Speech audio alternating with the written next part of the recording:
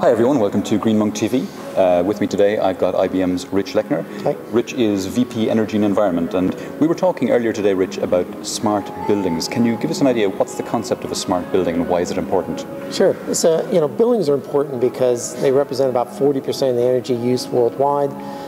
In some cities, as much as 70% of the greenhouse gas emissions are associated with buildings. So they're large contributors to the challenges we face.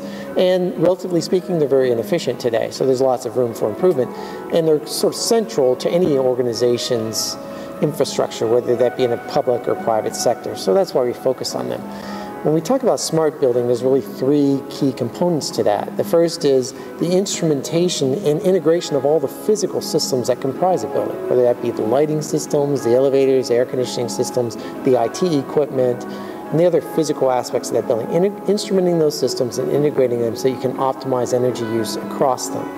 The second dimension is then integrating with the building management or facilities processes. Think space planning or security systems.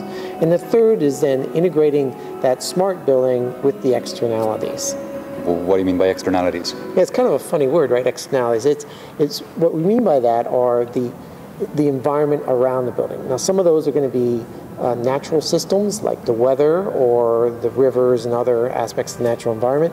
And some are going to be man-made or societal or urban infrastructure. So think of that as smart grid or the transportation infrastructure or the water and sewage infrastructure that a building needs to participate or plug into. And why would a building want to respond to the environment around it? What benefit does that give us? Well, so first of all, a smart building, by responding to the occupants within it and to the infrastructure around it or the environment around it, is by definition able to be more efficient in its use of energy or water or its emissions.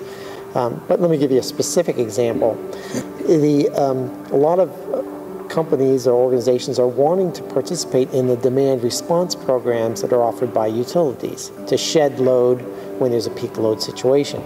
The problem is that without adequate visibility and control, a building owner-operator doesn't have the confidence to participate in those sorts of demand response programs as aggressively as they would like to or are able to.